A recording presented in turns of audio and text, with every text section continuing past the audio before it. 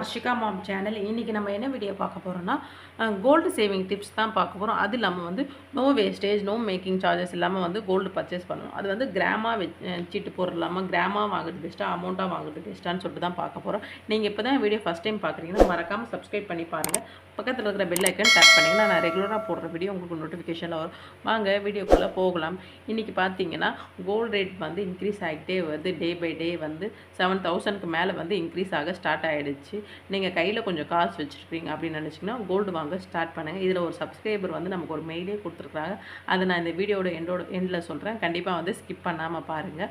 Gold coin வந்து நம்ம வாங்க போகிறோமா, கோல்டு ஜுவல்லரியாக வாங்க போகிறோம். கோல்டு வாங்குறதுக்கு இத்தனை மெத்தட் இருக்குது. ஃபர்ஸ்ட் ஆஃப் ஆல் அதை தெரிஞ்சுக்கோங்க. கோல்டு காயின் வாங்கலாம், கோல்டு ஜுவல்லரியாக வாங்கலாம், கோல்டு சீட்டு போடலாம், கோல்டு பாண்ட் அண்டு கோல்டு பீட்ஸில் போடலாம், டிஜி கோல்டு அந்த மாதிரி சொல்லிட்டு இத்தனை வெரைட்டி ஆஃப் கோல்டு வந்து இருக்குது. நீங்கள் வந்து எந்த டைப் வந்து நீங்கள் கோல்டு வாங்க போகிறீங்க ஃபஸ்ட்டே டிசைட் பண்ணிவிடுங்க.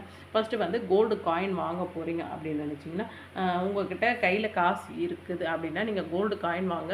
அது இல்லாமல் இன்வெஸ்ட்மெண்ட் பர்பஸ்க்கு தான் நான் வந்து வாங்க போகிறேன், எனக்கு வந்து இப்போதைக்கு செலவு இல்லை அப்படின்னு நினச்சின்னா கோல்டு காயின் போயிடுங்க.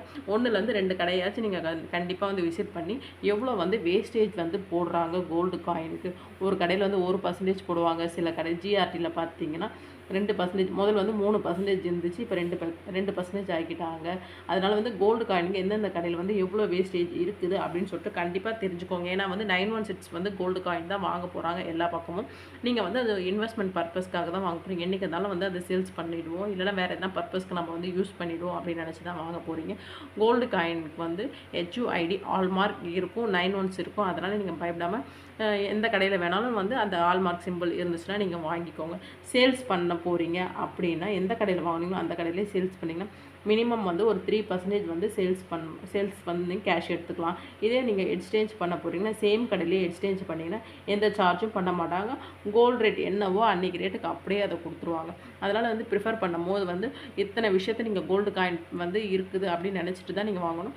ஏதோ ஒரு கடையில் வாங்குகிறோம் அப்படின்னு நினைக்காம கோல்டு காயின் வாங்குறது இந்த மெத்தட்லாம் ட்ரை பண்ணுங்கள். அது இல்லாமல் 3% வந்து ஜிஎஸ்டி நம்ம தான் பே பண்ணணும், அதையும் பார்த்துக்கோங்க. சில பேர் வந்து கோல்டு காயினை வாங்கிக்கிட்டு அதை வந்து நான் வந்து ஒரு 5 வருஷம் இல்லைனா ஒரு 2 வருஷம் நான் சேர்த்து வச்சுட்டு அதை வந்து நான் வந்து எக்ஸ்சேஞ்ச் பண்ணி நான் புது ஜுவல்லரி வாங்கலாமா அப்படின்னு கேட்குறீங்க. அது வந்து ஏன்னா பெரிய நகை எடுக்கிறதுக்கு வந்து நம்ம அந்த மாதிரி மெத்தடை தான் யூஸ் பண்ண முடியும். நானே ஒரு டிப்ஸ் சொல்லியிருப்பேன், பெரிய நகை வந்து நீங்கள் எப்படி வாங்கணும்னு சொல்லிட்டு அந்த வீடியோ ஃபுல்லாக பார்த்தீங்கன்னா கண்டிப்பாக அது புரியும். நீங்கள் வந்து பெரிய நகை வாங்குறதுக்கு இந்த மெத்தட் தான் எனக்கு தெரிஞ்சு இருக்குது. வேறு யாருன்னா வந்து நீங்கள் எப்படிலாம் வந்து ஒரு பெரிய நகை எடுப்பீங்க அப்படின்றத சீட்டு போட்டால் இல்லைனா வந்து கேஷை ரெடி பண்ணி எப்படி வாங்குவேன்றதை நீங்கள் வந்து சொல்லுங்கள். பார்க்குற வியூவர்ஸ்க்கு கண்டிப்பாக அது வந்து யூஸ்ஃபுல்லாக இருக்கும். அப்போ எந்த கடையில் நீங்கள் வாங்குனீங்களோ அதே கடையில் எக்ஸ்சேஞ்ச் பண்ணி நீங்கள் டெபாசிட் பண்ணுற மாதிரி சொல்லியிருந்தேன். அந்த மாதிரி வாங்கும்போது வந்து அன்றைக்கி என்ன கோல்டு ரேட்டோ அதை வந்து அப்படியே மென்ஷன் பண்ணி கொடுத்துருவாங்க. நீங்கள் பெரிய ஜுவல்லரி வாங்குறதுக்கு யூஸ்ஃபுல்லாக இருக்கும். அது இல்லாமல் ஃபெஸ்டிவல் டைமில் தான் வந்து ஆஃபர்ஸ் போடுவாங்க.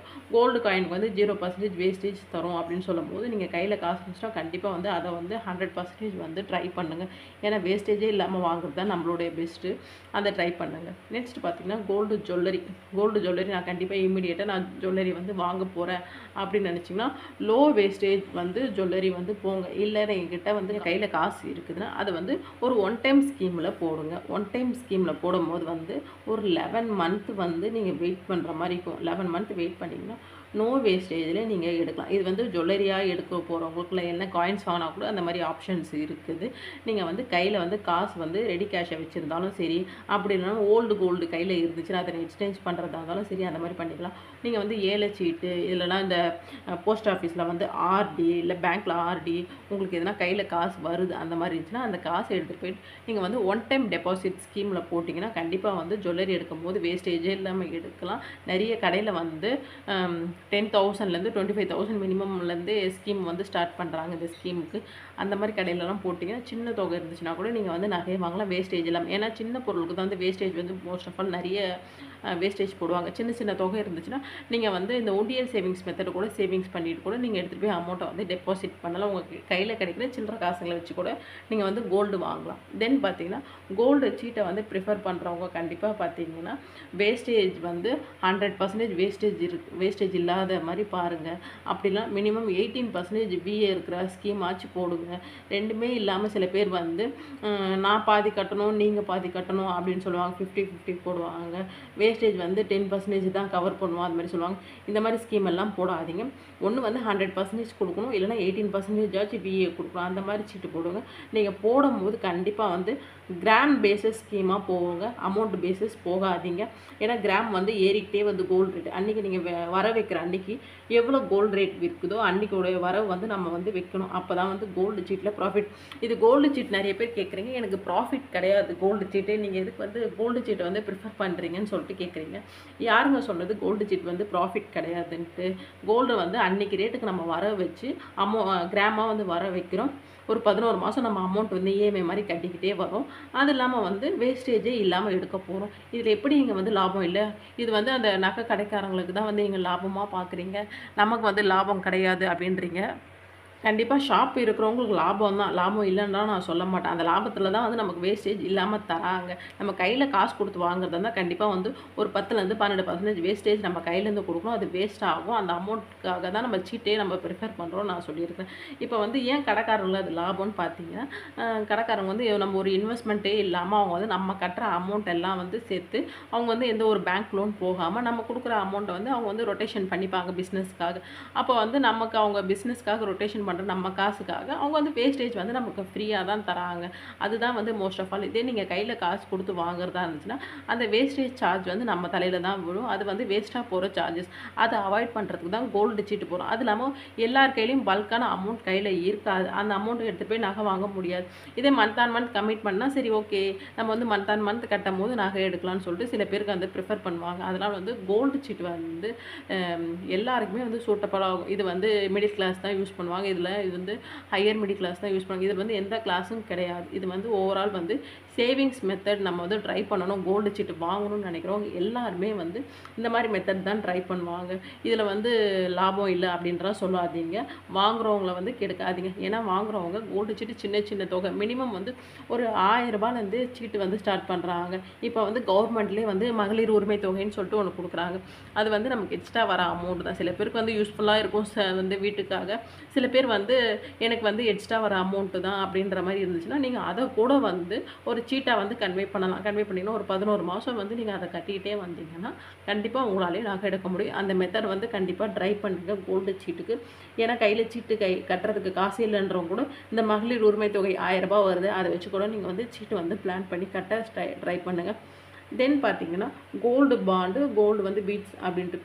கோல்டு பாண்ட் வந்து எஸ்ஜிடி சவரன் கோல்டு பாண்டு அது வந்து இப்போ கொடுக்குறாங்களா அப்படின்னு கேட்டால் இப்போ வந்து எதுவுமே அனௌன்ஸ்மெண்ட்டே இல்லை. இன் ஃப்யூச்சர் வருமானாலும் அது வந்து டவுட்டாக தான் இருக்குது. ஏன்னு பார்த்தீங்கன்னா வந்து இந்த கோல்டு ரேட் ஹைக் ஆனதுனால வந்து அதை அப்படியே ஸ்டாப் பண்ணி வச்சுருக்குறாங்க. நெக்ஸ்ட் அனௌன்ஸ்மெண்ட்டும் அவங்க சொல்லலை. போட்டவங்களுக்கு வந்து 8 இயர்ஸ்க்கு அப்புறம் வந்து கண்டிப்பாக வந்து அமௌண்ட் வரும். ஆனால் இனிமேல் ஃப்யூச்சர் வந்து போட முடியுமான்னு கேட்டால் அது வந்து டவுட்டு தான். ஏன்னா வந்து கவர்மெண்ட் அனௌன்ஸ் பண்ணலை. நிறைய இடத்துல சொல்கிறாங்க இந்த ஸ்கீம் இனிமேல் வராதுன்னு சொல்கிறாங்க. ஆனால் வந்து ஒரு ப்ராப்பரான வந்து ஒரு நியூஸ் வரலை. கோல்டு பாண்டுன்னு போடுறவங்க இனிமேல் வந்து போடாதீங்க. அது இல்லாமல் போடுவாங்களான்னு தெரியல. நீங்கள் வந்து அதை பார்த்துட்டு தான் நீங்கள் போடணும். அது இல்லாமல் கோல்டு பீட்ஸ் வந்து பார்த்திங்கன்னா ஒரு ஆன்லைன் ட்ரேடர்ஸ் தான். எனக்கு இதை பற்றி தெரியாது மோஸ்ட் ஆஃப் ஆல். உங்கள்கிட்ட கையில் காசு இருந்துச்சுன்னா இப்போ கூகுள் பேலேயே வந்து கூட பணத்தை வந்து நம்ம இந்த மாதிரி கோல்டாக வந்து லாக் பண்ணிக்கலாம்னு சொல்லிட்டு கூட ஒரு ஆப்ஷன் இருக்குது.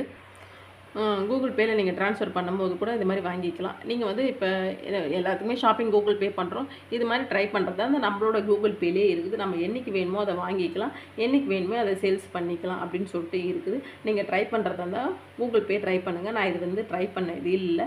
யாரா வேணும்னா ட்ரை பண்ணுங்கள். ஏன்னா வந்து தெரியாத விஷயத்த வந்து டீட்டெயிலாக என்னால் சொல்ல முடியல.